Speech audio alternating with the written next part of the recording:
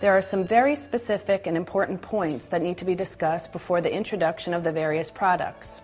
All of the FitPAWS products are tools and not toys. At all times, you should be in control of the situation with your dog. When not working with your dog and the product should be placed away. Under no circumstances should the dog be allowed to bite or play with the products. The dog could become hurt or damage the product. Try to keep the product in a different room when not in use. When introducing the product to the dog, positive training should be utilized. Cookies, treats, clicker training, or any other type of positive training should be incorporated. We want the dog to perceive this training as fun, and as the dog's owner, you want to be as encouraging as possible. This should be a fun training activity that will benefit them both physically and psychologically. All FitPAWS products are formulated specifically for the canine market to provide superior gripping and resist nail damage. However, it is very important to trim or file your dog's nails prior to beginning any form of training. Make sure to read all of the safety and use instructions that have come with the product before use. FitPAWS products are professional quality. However, with any product, you want to make sure you understand and know how to use the product, take care of the product, and maintain its functionality. Before you get started, check with your veterinarian or animal rehabilitation practitioner before you begin a training program for any dog with a physical condition or problem. The work should be pleasurable to the dog and never cause any stress or discomfort during or after the activity.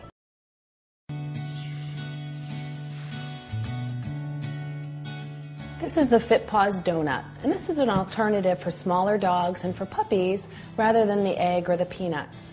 When inflated, it should be approximately 12 inches high, and it does have two sides, one with a flat side and one with little nubbies up on top. Little nubbies up on top, that's where we're going to start with the dog. Gives them a little bit more of a grip, so they're able to hold on to it a little bit better with their paws. When the dog is up on top of this, they should be able to stand squarely. So we don't want to take a large dog and put them on this and cause any back problems or issues. So again, it's wonderful for small dogs and also for puppies to work on core conditioning, body awareness, hind end and forelimb awareness. So the first thing we're going to do is introduce the dog to the donut. So we'll encourage her to come on up. Good job. And once she's comfortable with that, we'll give her the command. Come on. And we'll help her up. And we'll stabilize it, and we'll get her into either a standing position or a down position. And she's pretty comfortable with a standing position. And we'll begin by doing some bouncing. And you can see she will go right into a sitting position, which is fine. And when she is up in a standing position, notice that she's standing squarely. Her back isn't in a hunched over position or a roach position. So if she were too big for this, her back would be arched. But this is a perfect size for her. So we'll get her up and standing, and we'll start to do some weight shifting exercises. So I'm going to shift her from side to side, and you notice the donut shaking a little bit as she's trying to stabilize herself. So we'll shift her from side to side. And the nubby, she's able to grip onto that. And I'm also going to move her back and forth. And you can watch as she goes back and forth, just what her legs do. And she's getting a little tired, so we'll let her sit and we'll let her take a break. And even while she's sitting, she thinks she's taking a break, but she's really not, because we're shifting her from side to side. And so she's still working here. Good job. Good girl. We'll have her go back and forth, and I'll ask her to stand again. And while she's up here, I'm going to just challenge her a little bit by lifting one limb and the other limb. All the time you can hold on to the vest, make sure you've got her securely.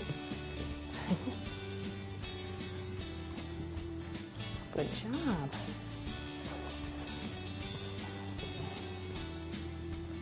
Good girl. And she's getting tired, so I'm going to have her sit for a little bit. And Kathy's just moving her head around, which is also challenging her. And we want this to be positive. We don't want any component of it to be negative. Good job. And shifting her head side to side, that's challenging her balance. Good.